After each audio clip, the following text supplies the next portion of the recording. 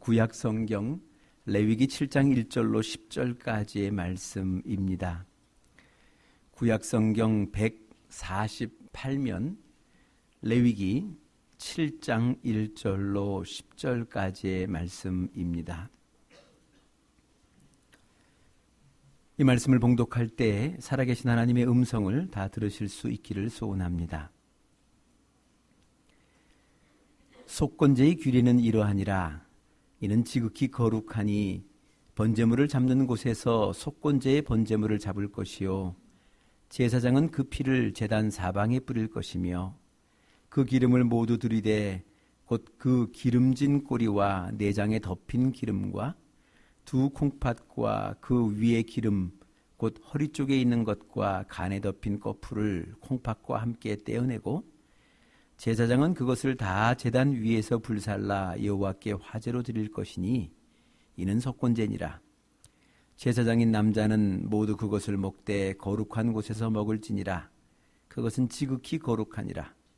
속죄제와 속건제는 규례가 같으니 그 제물을 속죄하는 제사장에게로 돌아갈 것이요 사람을 위하여 번제를 드리는 제사장 곧 그 제사장은 그 드린 번제물의 가죽을 자기가 가질 것이며 화덕에 구운 소제물과 냄비에나 철판에서 만든 소제물은 모두 그 드린 제사장에게로 돌아갈 것이니 소제물은 기름 섞은 것이나 마른 것이나 모두 아론의 모든 자손이 균등하게 분배할 것이니라.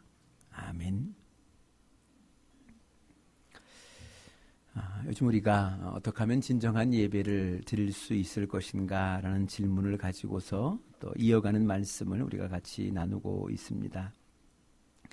지난 주간에 요즘 말씀을 같이 나누신 분 가운데 한 분이 문자를 제게 보내주셨습니다. 문자의 내용은 목사님 요즘 정말 행복합니다. 알고 드리는 예배가 저를 행복하게 합니다. 물론 모르고 드리는 예배를 통해서도 하나님은 제게 큰 은혜를 주셨지만 조금 더 알아가면 알아갈수록 예배를 통한 기쁨이 더 커져만 갑니다. 감사합니다. 라는 그런 문자를 보내주셨습니다. 제가 이 문자를 받고 제 성격상 참지를 못해서 질문을 했습니다. 뭐가 그렇게 새로우셨나요? 라는 질문을 드렸을 때 그분이 또 다시 단문을 보내주셨습니다.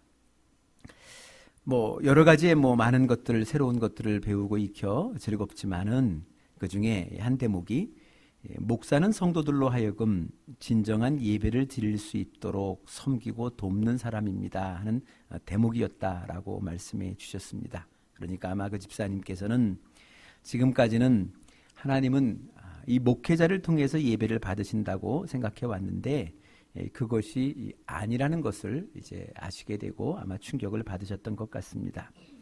내용상 우리가 번제의 말씀, 이 번제를 통해서 어떻게 진정한 예배를 드릴까라는 그 말씀의 내용 가운데 이 제사장의 역할이 이 제물이 흠이 없어서 제물로 드릴 수 있는 것인지를 검사한 후에는 이제 회막문에 들어가서 그 짐승 위에 손을 얹고 안수하는 이나 또 그 짐승을 이 칼로 잡는 사람이나 또 그 짐승을 각드는 모든 일들을 감당하는 사람이 바로 제사를 드리고자 하는 사람, 오늘날로 얘기하면 예배자의 몫이다. 제사장은 단지 그를 위하여서 돕는 자로서 준비되어지는 도구를 그에게 내어주고 또 그에게 제사의 순서를 가르쳐 주어서 그로 하여금 온전한 제사를 드릴 수 있도록 곁에서 돕는 사람이다라는 아마 그 말씀을 듣고 또 그와 같은 것이 오늘날 이 목회자의 역할이다라는 말씀을 듣고 아마 그런 것이 충격이었던 것 같습니다. 그러나 여러분 우리 다시금 생각하셔야 됩니다. 여러분처럼 저도 또 우리 모든 목회자들도 예배자입니다. 예배자라는 사실입니다. 저희가 처음 교회를 시작하고 얼마 지나지 않아서 저희 예배를 1부와 2부 예배로 분리를 했습니다. 사실 말이 분리이지 분리할 만큼 많은 인원이 있어서 일부 예배를 더 만들지를 않았습니다. 그때도 몇 명 모이지 않았음에도 불구하고 그래도 이제 아이들이 찾아옴으로 인해서 이제 담당하셔야 될 전도사님이 또 그 일을 담당하셔야 됐고 또 선생님들 몇 분이 필요하셨기 때문에 이제 이 담당할 교육자들과 또 이 담당할 선생님들을 위한 예배로서 우리 일부 예배가 출발이 되었습니다. 그러니까 아무리 생각해도 그 교회 학교를 인도해야 될 목사도, 전도사도, 또 섬겨야 될 선생님도 예배자로 반드시 서지 아니하고서는 아니 되겠다라는 생각에서 예배를 증설을 하게 되었습니다. 예배자로 예배를 드리고 섬기는 자로서 교회 학교를 섬기는 것, 이것이 반듯하다라는 겁니다. 네, 저희 교회는 모든 교육자들이 예배를 한 번 드리고 또 한 번 섬기는 일들을 감당을 해주고 있습니다. 그러던 중에 제 생각에서 이르렀습니다. 그럼 나는 뭔가 1부 예배도 인도하고 2부 예배도 인도해야 될 나는 어떻게 해야 되는가 생각하다가 그래 제가 나는 어떻게 예배를 드릴 수 있을까 하던 중에 생각해낸 것이 뭐 쉽게 생각한다면 뭐 이 강단 위에 의자 하나 올려놓고 이 뒤편에 앉아 있다가 이 예배를 인도하면 뭐 저도 편하고 또 여러분도 기다리지 아니하실 터인데 그럼에도 불구하고 밑에 제 자리를 마련하고 제가 집례하는 시간 외에는 예배를 인도하는 시간 외에는 내려가고자 했던 그 이유도 거기 있습니다. 그리고 제가 찬송을 부르는 것이 이제 목을 이제 과하게 사용하다 보니까 뭐 갈라지기도 하고 뭐 그럽니다만 그럼에도 불구하고 소위 립싱크하지 않고 크게 가능하면 크게 찬송을 부르려고 하는데도 그 이유가 있습니다.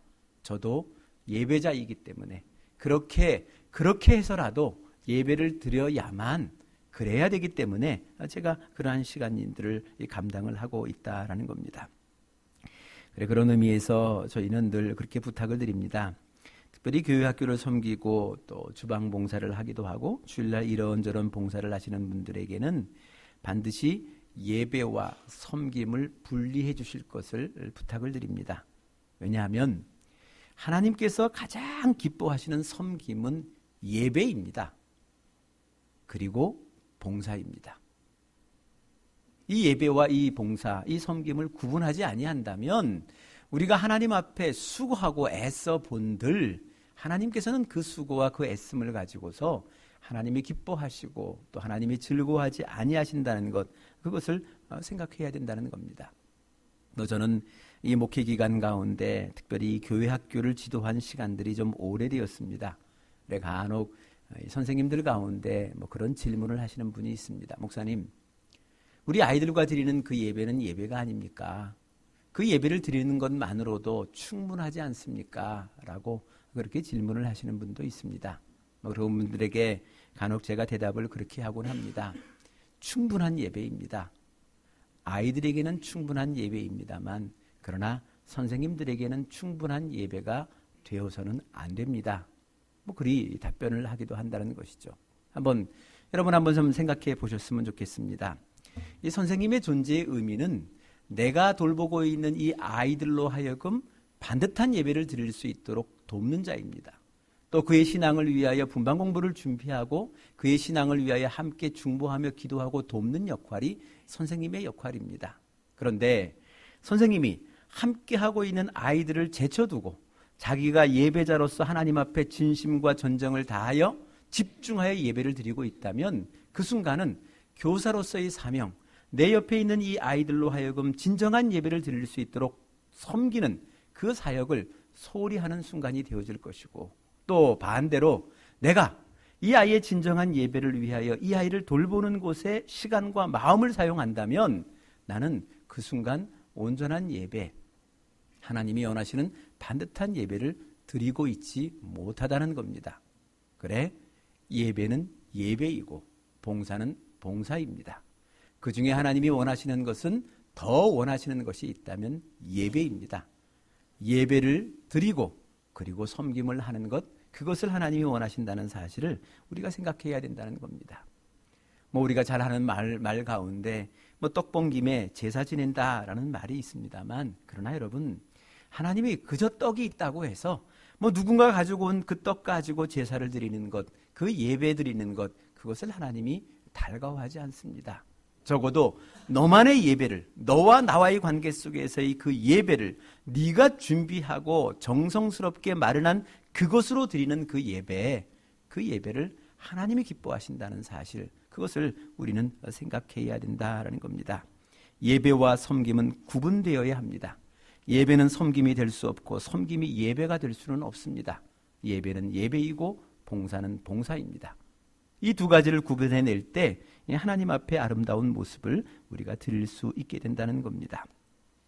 오늘 말씀 가운데서도 그런 이야기가 나옵니다. 오늘 사실 우리가 번제를 보았고 소제를 보았기 때문에 순서상 이제 속죄제와 속건제를 보아야 되는데, 오늘 이제 속건제를 대표적으로 보면서 속죄제의 말씀을 같이 나누겠습니다만, 이 속죄 제사의 규칙, 이 규정, 이 법을 하나님의 말씀해 주시면서 레위기를 살펴보시면, 4장을 살펴보시면요, 3절에는 먼저 이 제사장이 드릴 속죄 제사의 규례를 말씀해 주셨고요, 또 13절에 가서는 이스라엘의 온 회중, 그 온 회중이 속죄하기 위하여 드리는 제사의 규례를 말씀해 주셨고, 22절에 가셔서는 족장들, 오늘날로 이야기하면 지도자들, 관리자들이 드리는 이 속죄 제사의 규례를 말씀해 주셨고, 27절에 갔을 때는 일반의 평민들, 일반의 보통의 백성들이 드려질 수 있는 이 속죄 제사의 규례를 별도로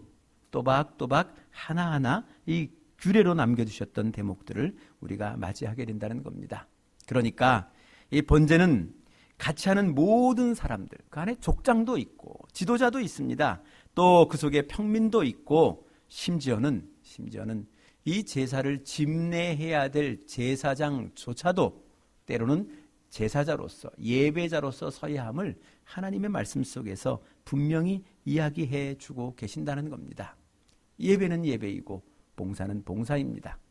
봉사를 예배로, 예배를 봉사로 잘못 생각할 때 바로 거기에 하나님 앞에 진실된 예배가 사라진다는 것, 그것을 우리는 기억해야 한다라는 겁니다.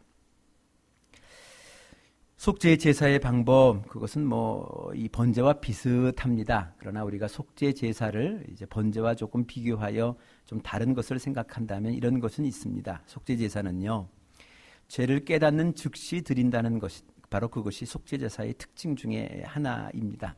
오늘날로 우리로 얘기하면 이런 겁니다. 오늘도 우리가 예배 시간에 참회 기도 시간을 가졌습니다만, 이 참회 기도 시간에만 참여하라는 것이 아닙니다. 내가 일주일 삶을 살아가는 중에 내가 하나님이 깨닫게 해주시는 나의 허물과 잘못과 내 죄를 깨닫게 해주시면 그 즉시 속죄의 제사, 하나님 앞에 회개하고 하나님 앞에 용서를 구하는 시간을 반드시 가져라. 이것이 속죄 제사의 의미입니다. 특징이라는 거죠. 그러니까 우리의 집에 있는 쓰레기야, 쓰레기통이야, 이 쓰레기통 하나를 다 채운 다음에 비워버리겠지만 우리의 일상의 죄는 그렇지 않다는 겁니다. 하나라도 하나님이 나를 깨닫게 해주는 그 순간 하나님 앞에 속죄하는 것, 바로 그것이 속죄 제사의 가장 큰 의미다라는 겁니다. 그렇다면 우리의 삶 속에 좀 생각해야 될 문제가 있습니다. 저는 여러분들이 가지고 있는 직업을 다 알지를 못합니다. 그러나 여러분들이 가지고 있는 직업 가운데 혹 예수를 믿고 하나님 앞에 온전한 예배를 드리는 이 가운데 하나님으로부터 똑같은 죄를 나로 하여금 이 직업 때문에 깨닫도록 나에게 말씀해 주신다면, 그러면 나는 어떡할 것인가? 어제 반복한 그 죄를 어제 회개했다면, 또 오늘 내 하는 일 때문에, 내 직업 때문에 똑같이 반복해야 된다면 어떻게 해야 될 것인가? 그것은 한번 여러분의 신앙 속에서 한번 깊이 생각해 보셨으면 좋겠습니다. 저는 그런 분들께 이렇게 권면합니다. 한번 하나님 앞에 기도해 보시라고. 이쯤 되었으면 그 전까지는 깨닫지 못하고 생각하지 못하고 반복되어지는 내 일이니까, 호구지책이니까, 나를 위하여, 내 가족을 위하여 반복할 수밖에 없었던 일이다라고 생각했지만, 하나님께서 거듭 나의 이 마음을 감동시켜 주신다면 그 문제를 가지고 하나님 앞에 한번 나아가보라는 겁니다. 하나님, 나도 이 세상을 살아가면서 똑같은 일을 반복하여 짓고 똑같은 죄로 인하여 하나님 앞에 나아가는 것 너무 괴롭고 힘듭니다. 나로 하여금 이 순간 하나님 용기를 허락하여 주시던, 나로 하여금 그 죄로부터 벗어날 길을 좀 열어주십시오. 이 기도가 있을 그때 하나님이 그 기도를 통하여 그의 삶에 기회를 허락하시는 겁니다. 영향을 주시는 겁니다. 떠날 수 있는 기회와 떠날 수 있는 용기를 허락해 주신다는 것, 바로 그것이 우리의 신앙의 선배들이 간증을 통하여 우리에게 주는 메시지가 아니겠습니까? 반복되어지는 나의 죄 속에 그것을 당연한 것처럼 여겨가며 사는 것이 아니라 때로는 하나님 앞에 기도하며 하나님이 주시는 용기와 하나님이 주시는 지혜와 그 능력을 가지고 새로운 길로 향하여 나가는 그것, 바로 그것이 하나님이 원하시는 하나님의 방식이라는 것, 그것을 우리는 한 번쯤 생각해야 한다라는 겁니다. 오늘의 주제가 이 속건제입니다. 이 속건제라는 것은 사실은 죄를 용서받는 것, 죄를 속함받는다는 의미의 제사의 의미 속에서는 속죄제와 속건제가 같은 의미입니다. 같은 제사법 중에 하나라는 거죠. 그러나 제사를 드리는 이 속건제와 속죄제는 제사를 드리는 이 이유가 좀 다릅니다. 속죄제라는 것은 한마디로 얘기하면 돌이킬 수 없는 죄를 용서받고 싶을 때 드리는 것이 속죄 제사입니다. 돌이킬 수 없다는 것은 이런 겁니다. 내가 죄를 범했는데 더 이상 그 죄를 원상복구할 수가 없습니다. 되갚을 수가 없다는 것이죠. 예를 들자면 성경의 예로 다윗이 인생 가운데 정말 큰 죄를 범합니다. 그것은 한 여인에게 마음이 빼앗겨서 그 여인의 남편 이 우리아라는 이 장군을 이 전쟁터로 몰아넣어 죽게 만듭니다. 그래, 이 죄를 나단 선지자를 통해서 깨닫게 해주셨을 때 이 다윗이 한 것이 이 속죄제사입니다. 옷을 찢고 죄를 뒤집어 쓰고 하나님 앞에 나가 회개하며 자신의 죄를 고백하고 하나님 앞에 제사 드리는 그 제사가 속죄 제사라는 겁니다. 왜요? 되갚을 길이 없습니다. 죽은 우리아를 살려낼 방법이 없다는 것 아니겠습니까? 갚고 싶어도 갚을 수가 없습니다. 그러나 그것도 용서받아야 할 죄입니다. 그래, 그것을 가지고 하나님 앞에 나아가는 제사, 바로 그것이 속죄의 제사입니다. 그러나 속건제는 좀 다릅니다. 속건제는요, 내가 누군가에게 죄를 범하고 누군가에게 무언가 안 좋은 일을 하게 됐는데 그 사람이 아직도 존재하는 겁니다. 되갚을 수 있다는 거죠. 대표적인 것이 이 성경 속에서도 예를 드는 것이 이 금전적인 문제입니다. 내가 누군가로부터 돈을 빌었습니다. 얼마의 돈을 빌었는데 빌릴 때의 마음은 빈다라고 빌렸습니다만 세상이 그렇지를 않잖아요. 나로 하여금 되갚지 못할 환경이 되었습니다. 그래 부득불 나는 빌린 것이지만 상대는 사기를 당한 것 아니겠습니까? 그래, 이런 시간이 오래 시간이 지내다가 하나님께서 어느 순간 나에게 깨달음을 주시는 겁니다. 너 그때 누군가의 재물에 손을 대지 않았느냐? 그것을 되갚아야 되지 않겠느냐? 그 죄로부터 네가 이 구원을 받아야 되지 않겠느냐? 자유를 얻어야 되지 않겠느냐라고 깨달음을 주신다면 그 깨달음을 주신 그 즉시 그에게 되갚고 돌아와 드리는 제사가 속건제사입니다. 이것이 이 속건제사의 큰 의미가 되어진다라는 겁니다.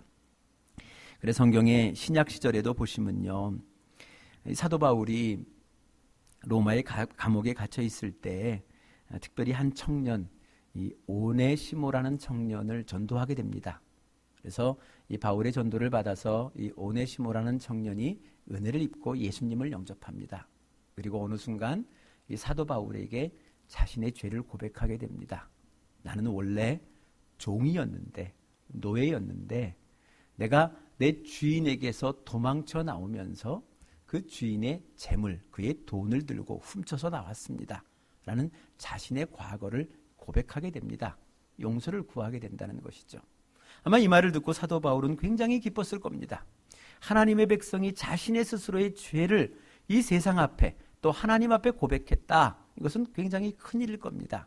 그러나 성경을 가만히 보면요, 이 사도 바울이 이 오네시모라는 청년의 머리를 쓰다듬고, 그래 됐어, 너 고백했으니까 용서됐다, 너 더 이상 그것으로 인하여 얽매여 살지 마, 너는 자유인이야, 그렇게 하지를 않았다는 겁니다. 그에게 강하게 권합니다. 권면을 합니다.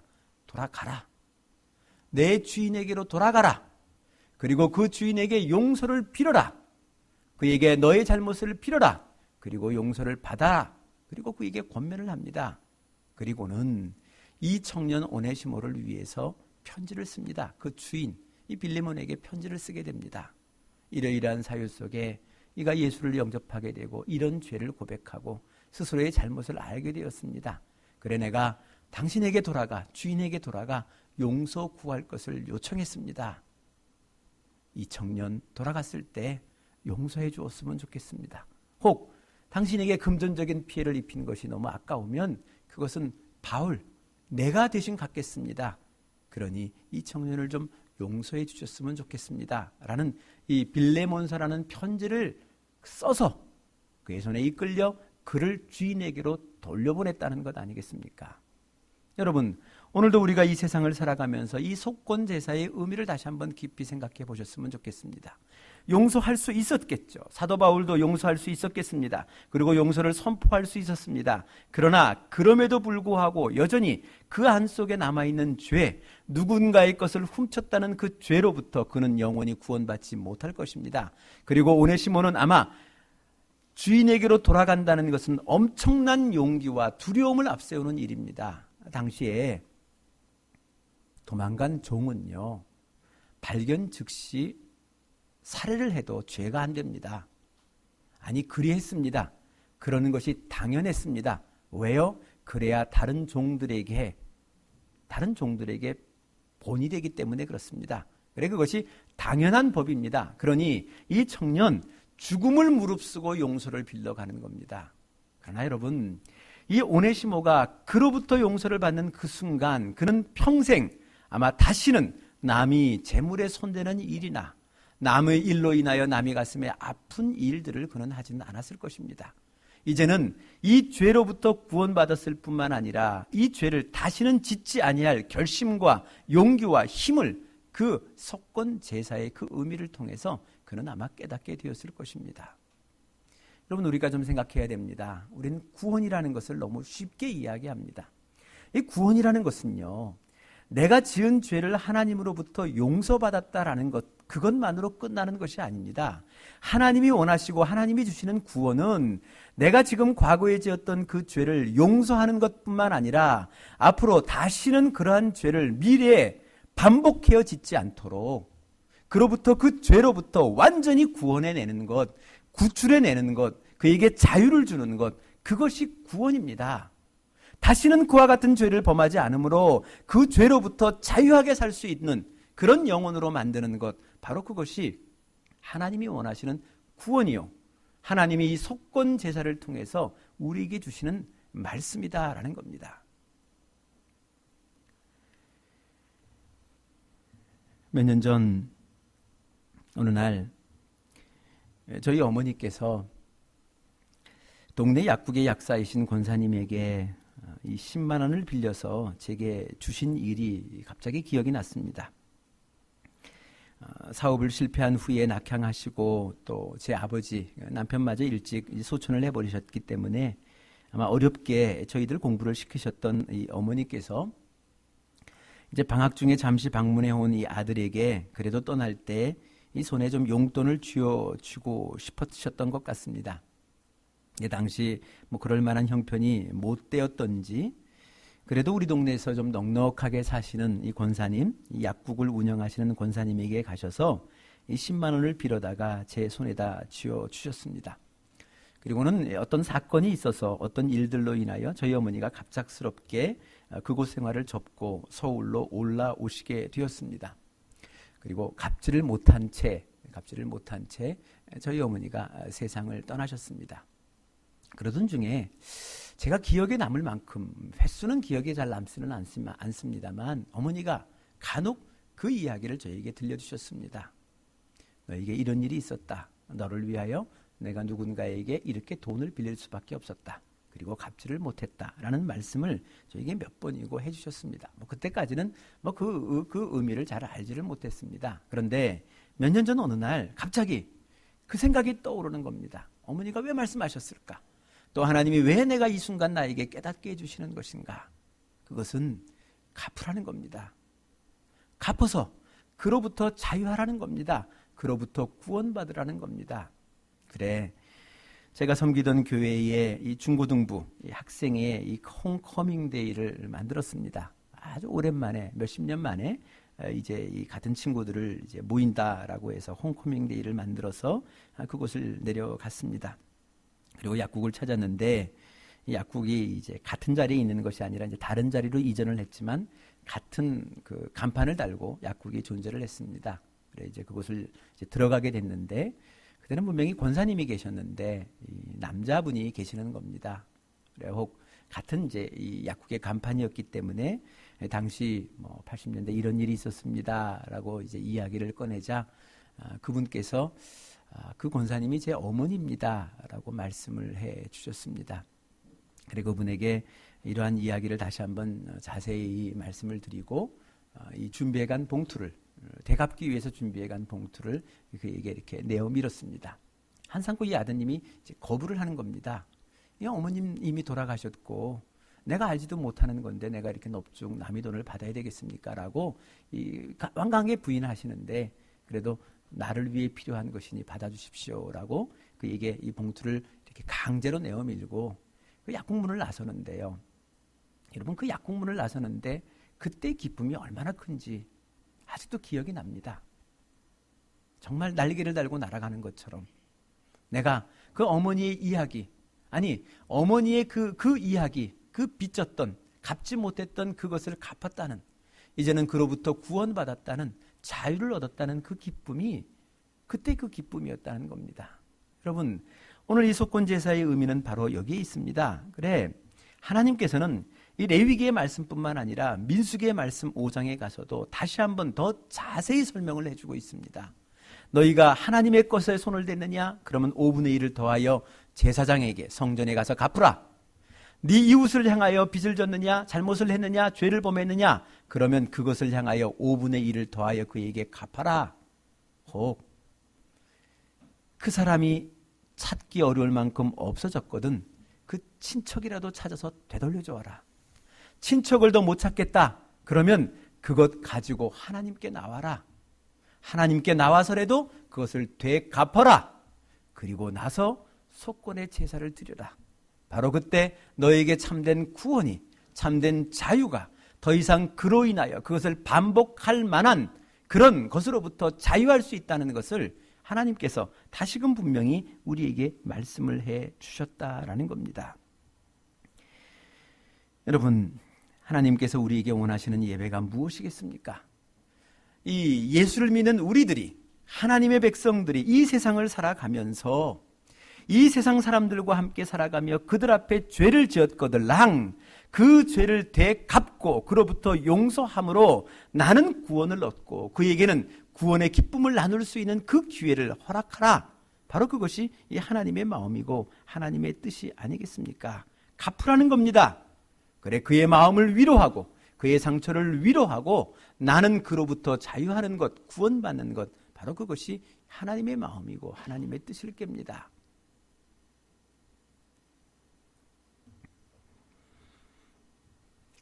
저희 교회 한 목장에 목원이 한 분 계십니다.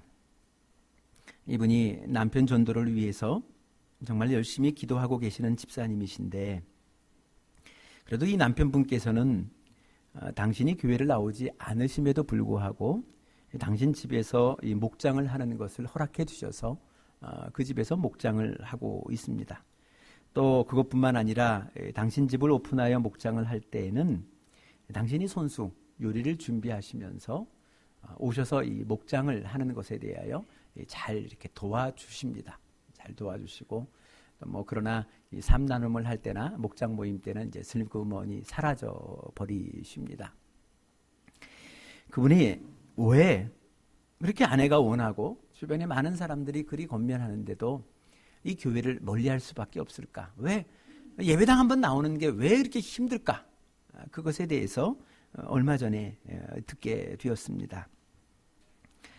이분은 하시는 일이 인테리어 일이십니다. 그러다 보니까 자연스럽게 예수를 믿는 사람들과 거래를 하게 되고 또 그중에 뭐 저희 교회와 같이 이 교회를 인테리어하는 작업들을 아마 여러 차례 감당을 하셨던 것 같습니다. 그중에 많은 경우는 뭐 정당한 가격을 지불하고 돌려받을 수 있었습니다만은 또 어떤 경우는 아주 좀 심하게 깎기도 하고, 목사라는 분이, 장로라는 분이 나서서 심하게 깎기도 하고, 때로는 그 공사대금을 다 갚지 못하는, 다 주지 못하는 그런 일들로 여러 가지 금전적인 어려움, 또 금전적인 어려움뿐만 아니라 사람에 대한 상처를 너무 깊이 받으셨던 것 같습니다. 그래 이러한 것들이 쌓이고 쌓여서 더 이상 그로 하여금 하나님의 교회에 나가는 것, 그것 자체를 좀 거부하게 되는, 불편하게 생각하는 그러한 원인이 되었던 것 같습니다. 그러던 중에 그분의 한 이야기 중에 이런 이야기가 전해졌을 때 정말 제 가슴이 아팠습니다. 언젠가 이분이 그 건물주의 요청, 건물의 주인의 요청으로 낡은 교회 간판 하나를 제거해 주셨습니다. 그런데 그 교회에 목사님이 나타나서 아마 재물손괴죄가 있지 않겠습니까? 이 재물손괴죄를 운운하면서 보상을 요구하신 겁니다. 그냥 주인의 요구에 의해서, 그것도 이제 낡았으니까 낡은 간판을 제거해 준 것뿐이 없는데 그 제거했다는 그 이유로 보상을 강하게 요구한 겁니다. 상황은 얼마든지 우리가 짐작할 수 있을 줄 압니다. 그래 결국은 실랑이를 하셨겠습니다만 어쩔 수 없이 그 교회, 그 목사님에게 보상을 해 주었다는 겁니다.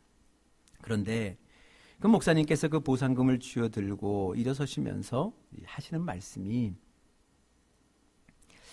하나님께서 이렇게 필요한 것을 채워주셨다.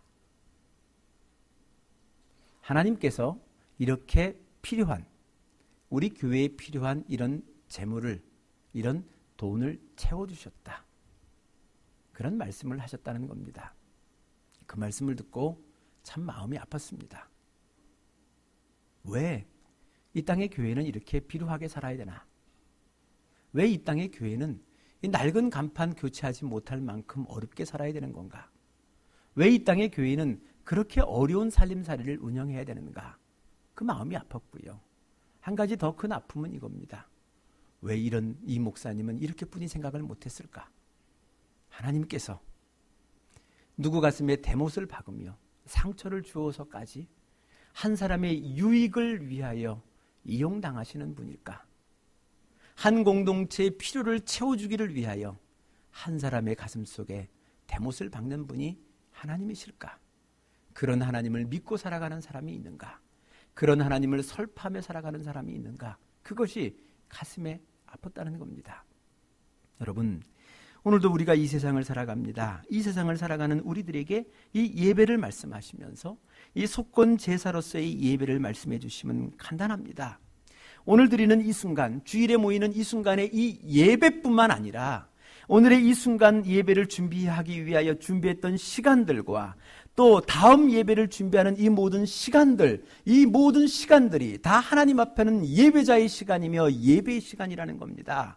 오늘도 내가 마주대하는 그 모든 사람들과 함께 내가 마치 이 자리에서 하나님을 만나는 것처럼 하나님 앞에 찬송하고 그를 경건히 여기며 그를 존중히 여기며 살아가는 것처럼 그를 대하고 그를 만나고 그에게 사랑을 전하는 것, 바로 그것이 하나님 앞에 드려지는 예배고, 그러한 삶을 살아가 주기를 바라는 것. 누군가의 가슴 속에 피치 못할 사정으로 대못을 박았다면 그에게 쫓아가 그것을 되갚고 그의 가슴 속에 박혔던 대못을 빼어주는 것, 바로 그것이 속건의 제사라는 겁니다. 그것이 속건의 예배라는 겁니다. 그리고 다시는 그와 같은 일을 범하지 않도록, 다시는 그와 같은 일로부터 자유하고 구원받은 백성으로 이 땅을 살아가는 것. 이왕이면 하나님의 사람으로서 하나님 앞에도 인정받겠지만 이 세상 사람에게도, 나는 하나님을 모르겠지만, 나는 하나님을 믿을 수 없지만, 나는 하나님이 믿겨지지 않지만 당신이 믿는 하나님이라면 나도 한번 믿어보겠습니다. 당신이 가는 교회라면 나도 한번 가보고 싶습니다. 라는 그 소망의 메시지를 전해주는 그 삶, 바로 그것이 속건 제사의 의미이며 속건제를 통하여 우리에게 주어지는 예배자의, 진정한 예배자의 모습이라는 것, 그것을 기억하며 살아가기를 원하는 것, 그게 하나님의 바람이며 하나님의 소원입니다. 오늘도 이 세상을 살아가며 주변을 보살피며 살았으면 좋겠습니다. 주변과 함께 더불어 살았으면 좋겠습니다. 그래 그 주변에게 하나님의 이 소망의 메시지를 함께 몸으로 마음으로 전하는 우리가 되시는 것, 그것이 이 속건 제사를 통해 우리에게 주시는 하나님의 마음입니다. 기도하시겠습니다. 하나님, 진정하고 진실된 예배가 어디 있는 겁니까? 그저 이 한 시간 모여 간절한 마음으로 하나님을 찬양하고, 기도할 때 깊은 마음으로 하나님 앞에 기도하고, 또 하나님의 말씀을 들을 때 아멘하며 화답하며 결심하는 것, 그것만이 진정한 예배이겠습니까? 오늘의 이 예배를 준비하기 위하여, 또 다음 예배를 준비하기 위하여 이 세상 속에 살아가는 그 순간순간들이 바로 예배자의 삶이며, 그것이 예배이기를 바라시는 하나님의 마음이 오늘 이 속건 제사로서의 예배 속에 담겨 있음을 우리가 알게 됩니다. 하나님, 우리에게 한 번 더 용기를 갖게 해주십시오. 우리로 한 번 더 우리의 잘못을, 누군가에게 주었던 그 상처를 제거할 만한 그런 기회를 허락하여 주시옵소서. 그래, 우리로 인하여 이 세상이 조금은 따뜻해지고 조금은 아름다워지고 조금은 깨끗해지는 그 복과 그 은혜를 우리 모두가 누릴 수 있는 하나님의 날을 우리가 맞이할 수 있도록 우리를 사용하여 주시옵소서. 모든 것을 하나님 앞에 위탁하옵고 예수 그리스도 이름으로 기도드리옵나이다.